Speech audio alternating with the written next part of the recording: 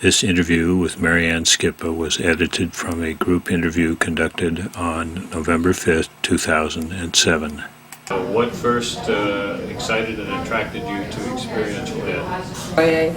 I was working in a juvenile correctional facility in Connecticut and had come through years of working as a psychotherapist, working group dynamics and counseling, and we had been approached by Outward Bound. They came and wanted to do a 24-hour experience for their staff because they wanted to be acclimated to the mind of, or kind of experience that kids that had been incarcerated were going through.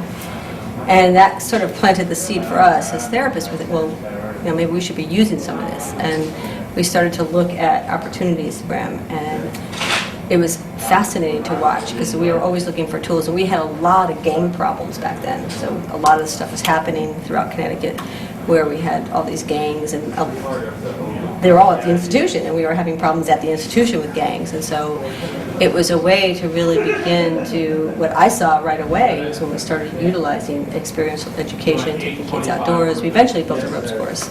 Was just what an amazing tool it was for us to begin to get them to understand some of the power of what they already knew. They understood group dynamics. As gangs, they were incredible at it. And so it was a matter of sort of changing the framework up a little bit and helping them look. And for me, it was immediately, I loved what I was doing, working as a therapist and working with my groups and that therapeutic community. But I kept feeling like we weren't getting there. We weren't getting to these kids. And when we started using the experiential approaches, I really began to see results, things changing, kids, the light bulb going off in the kid's head, starting to make connections. And I just knew this was the path for me. And not too long after that, we started doing programs. There was an opening in the staff development department, and so I sort of segued right into it. And we started using the same approach with the people who work there to try and do the training and development more experientially. And the rest is history. It's like I knew that's what I was looking for in my career. It was sort of my career path got laid out for me. So. The challenge for us when we were trying to incorporate experiential programming into an institutional setting, this was a pretty archaic correctional type facility. I mean, there was no way we could do the Outward Bound model in that setting. And so some of the work that you had done was really Project Adventure, and helped us to figure out, well, how can we adapt what this has to offer to our clients, to our kids, and to this within the structure that we could do it. And so we couldn't do like a 28-day program, but what could we do? So we started figuring out some short-term programs, and so we can begin to test how kids were reacting. And then we graduated to a 7-day program out in the woods or out on the river. But it was incorporating that classroom stuff to help us to be able to convince, because that was our biggest challenge, convincing sort of the powers that be. I mean, we were able to get funding. We wrote a couple of grants. We got some federal funding. We actually got assistance from REI, and it was amazing.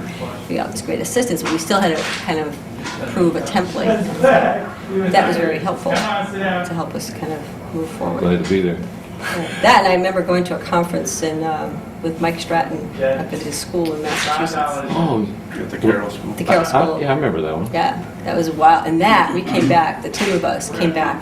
We were so inspired. Well, actually, you were there. Yeah, I was. And I was like... It's ironic, I was there too. These things are the font of creativity that we don't even know we've attended together. I came back with 3 or 4 people, and we were like, yes, we know what we got to do, because basically they had flattened us. They said, no way can we do this stuff, because it's just a work here. We can't do it that way. We came back so inspired by the stuff that was going on in other places. And yes, we can. Here's how we can adapt it.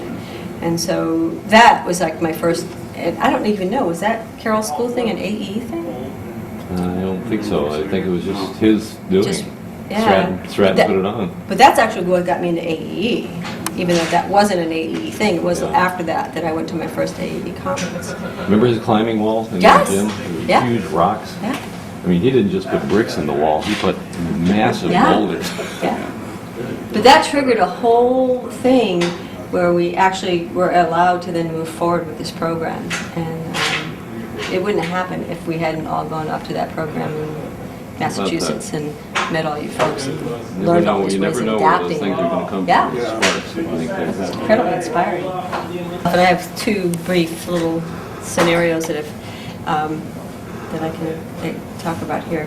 One is I currently now do a lot of staff development and mostly work with adults, not kids anymore. And I work with an agency not to be named right now. But I was at that agency not to be named doing my leadership management development program.